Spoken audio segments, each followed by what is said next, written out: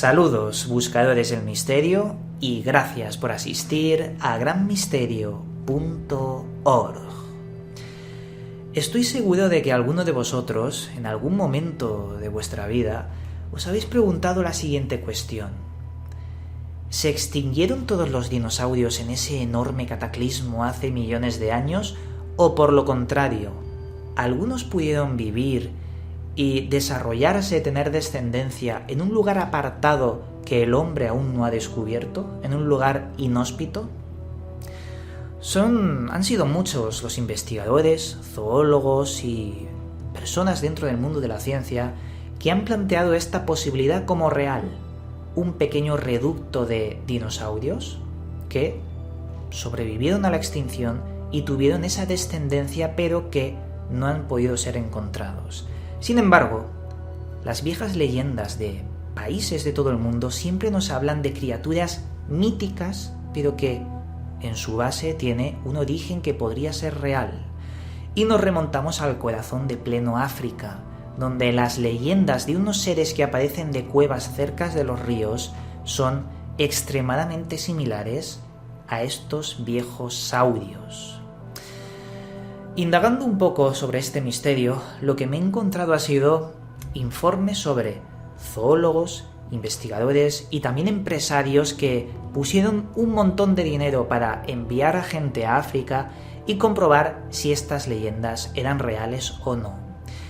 Y me he encontrado con una sorpresa, con unas crónicas que llaman tanto la atención porque incluso son emocionantes sobre lo que vivieron aquellas personas a la hora de buscar estos saurios y se metieron en bastantes líos.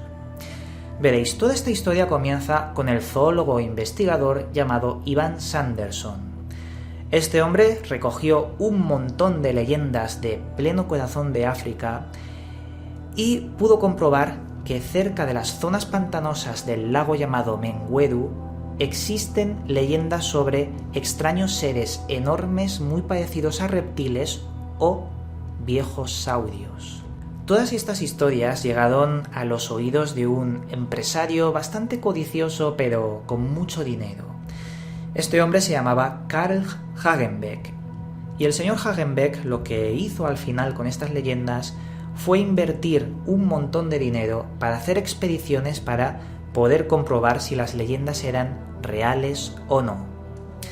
Pero como ya sabéis, las personas codiciosas, como este señor Carl Hagenbeck, no solo querían comprobar la leyenda, pero las intenciones reales de Carl Hagenbeck, de este empresario, eran de comprobar que la leyenda fuera cierta, raptar, cazar a los dinosaurios y meterlos en un zoo para ganar mucho dinero. En fin, ya sabéis cómo funciona la mente de algunos empresarios.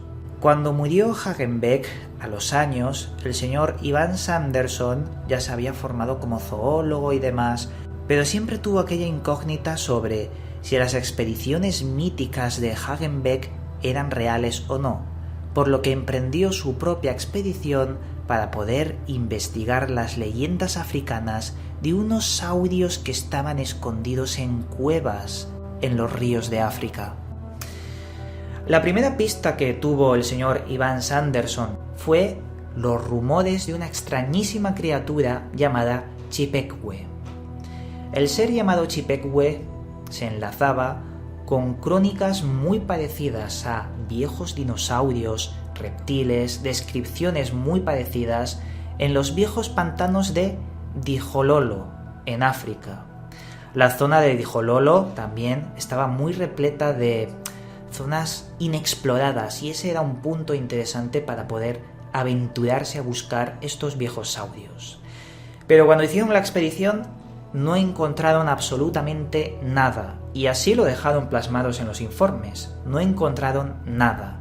Parecía que las leyendas eran simplemente eso, rumores. No habían dinosaurios. Lo interesante vino con la segunda pista que tenían. Veréis. La segunda pista venía gracias a un explorador que en 1913 había dejado un informe que posteriormente fue citado por otros investigadores debido a su importancia. Este explorador era un alemán llamado von Stein zu Lausnitz. El señor Stein dirigió su propia expedición alemana en Camerún, ya os digo, en 1913, y estaba todo motivado por lo que los africanos llamaban Mokelele Mbembe. Mokelele Mbembe era una bestia descrita por los indígenas como un animal de color gris, piel lisa, una cola muy larga y se parecía a un elefante, pero era mucho más grande que este. Tenía una larga cola y era muy flexible. A su vez utilizaba esta cola para hundir las canoas y matar a todas las personas que se acercaban, pero no se comía a los cuerpos de aquellas personas que mataba. También poseía un enorme cuello de color grisáceo que era también muy flexible, igual que su cola. Lo que más le llamó la atención al señor von Stein fue la descripción de que no se comía los cadáveres de aquellas personas que mataba, que simplemente comía vegetales y plantas. La gente de aquella zona le enseñó las plantas que comía esta extraña criatura y sobre todo le dijo que se escondía en cuevas cercanas a ríos donde habían partes arcillosas muy difíciles de poder navegar. Pero ya os digo que a von Stein se le quedó muy en la cabeza aquello de que solo comían vegetales y plantas. Ese factor rompía las leyendas típicas. Ya sabéis que muchas leyendas tienen un propósito: aleccionar, enseñar o dar miedo. En una población, en una tribu, es igual. Pero que esta leyenda rompiera con el tópico de un ser monstruoso que se come a las personas, pero que solo come vegetal, ya le llamó demasiado la atención a von Stein. Lo que os acabo de contar, ya os digo que es la segunda pista para buscar por África estos enigmáticos seres. Con esta pista a modo informe, contrataron a 3 personas. La primera, a un coleccionista de animales, investigador y zoólogo llamado W.M. Russell, y también a 2 jóvenes africanos de la zona por donde iban a ir, llamados Benson Onun Edet y Basi Aga. Estos 2 jóvenes africanos eran cruciales, ya que conocían las leyendas de un ser llamado Mokelele Mbembe, muy similar a lo que comentaba el señor von Stein 20 años antes en su informe. Todos estos juntos llegaron en canoa al río Mairinju, entre Nigeria y Camerún, muy cerca de las fuentes comprobables de von Stein y de aquellas leyendas africanas. Ellos se metieron en un lugar bastante estrecho con la canoa, donde las paredes de roca caliza tenían más de 100 metros de altura. Era un lugar muy vetusto, muy difícil de cruzar por canoa, pero era el lugar indicado por von Stein y las leyendas africanas.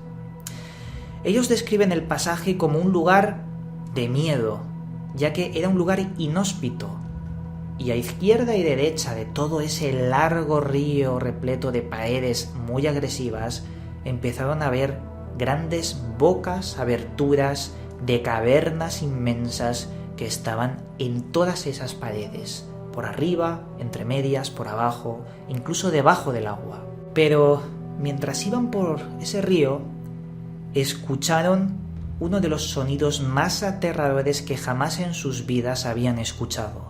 Un fuerte bramido que salía de las entrañas de la tierra, de una de esas cavernas, que rápidamente lo que les pasó fue dar media vuelta y salir muy rápido de ese lugar, de ese río inhóspito. Ya os digo que el terrible estruendo les heló la sangre. Estaba incluso anocheciendo y ese rugido lo que les hizo fue pensar que algo muy grande estaba allí y que les podía atacar, les podía hacer daño. Salieron rápidamente del lugar, pero antes de salir se toparon con los rápidos y una serie de remolinos que metieron la canoa casi bajo el agua y podría haber sido un desenlace fatal, podrían haber muerto, salvo que el señor Iván y Russell mantuvieron la calma y sacaron la canoa de esos remolinos de agua. Por lo contrario, Benson y Basi, estos 2 africanos que les acompañaban, se asustaron tanto que incluso cayeron al agua, pero fueron rescatados por Iván y Russell. Cuando tomaron el control de la canoa, vieron que se habían precipitado en el interior de una de estas cavernas. Pero el misterio vino cuando empezaron a escuchar nuevamente esos rugidos, esos bramidos de un animal muy grande, pero que estaban justamente en esa caverna donde se habían desviado. De repente vieron surgir del agua un enorme ser, pero que solo era la cabeza de lo que había debajo. Lo describieron como una foca de color negro, pero que tenía la cabeza chafada, la cabeza muy plana. Ese ser volvió a soltar un bramido nuevamente, un tercer bramido muy grande, y se metió por el agua. Según las palabras textualmente recogidas en el informe de Ivan Sanderson, cuando vieron eso, dijo lo siguiente: salimos de la caverna a una velocidad digna de un equipo de los mejores remeros de Harvard. Y no me extraña, obviamente, ver un animal desconocido por la ciencia y sabiendo que podría ser un viejo dinosaurio por las leyendas. Yo no sé vosotros, pero yo lo veo y también remo como los mejores de Harvard o como cualquier persona, pero de una forma exagerada. Yo también saldría de allí corriendo. Mejor dicho, remando.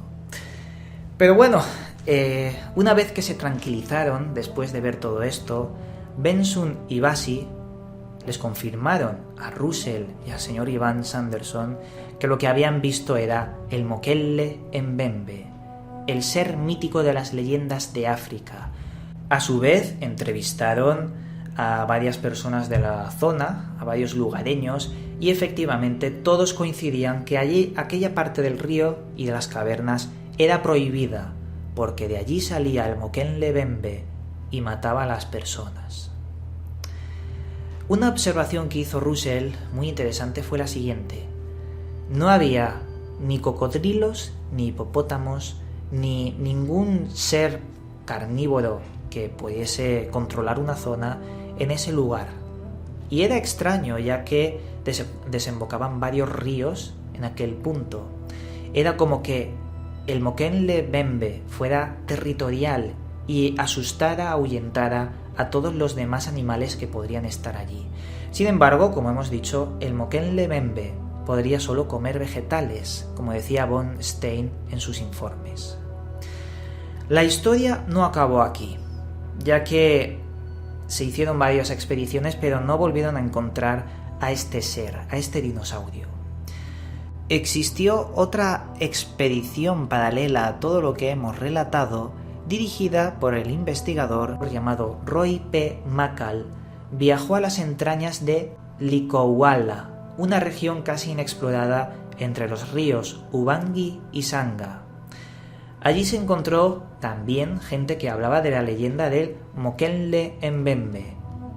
Y a McCall se le ocurrió mostrarle a estas personas dibujos de un brontosaurio, porque le encajaba con las descripciones de los informes que habían dejado von Stein y también Ivan Sanderson.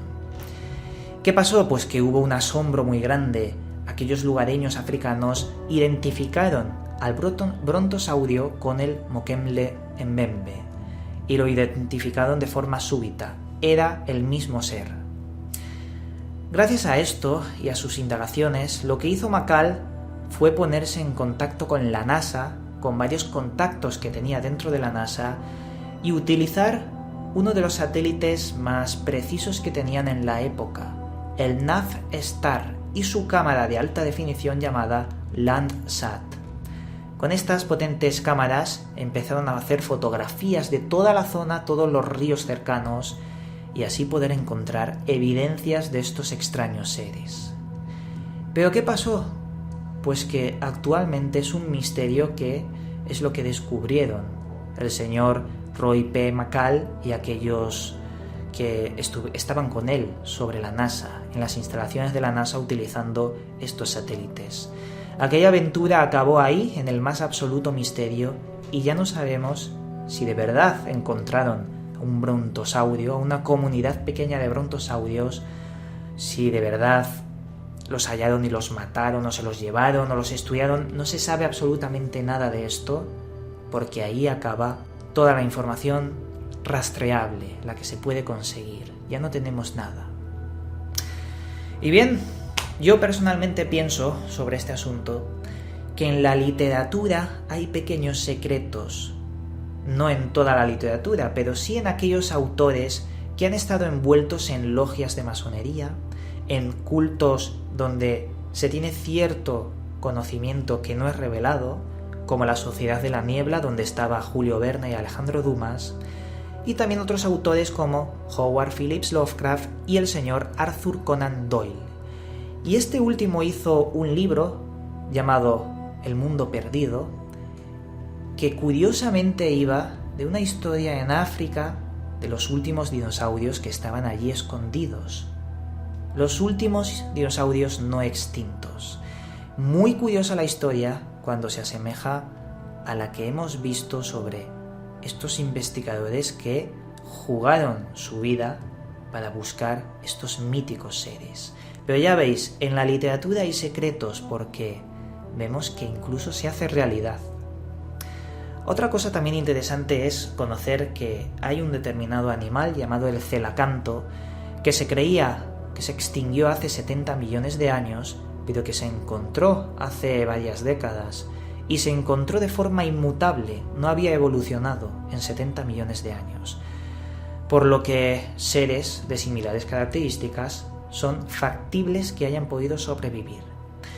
Y qué mencionar, el monstruo del lago Ness también podría ser un reducto de estos saurios que vivieron en esa gran laguna y que de alguna forma se han visto unos pocos ejemplares.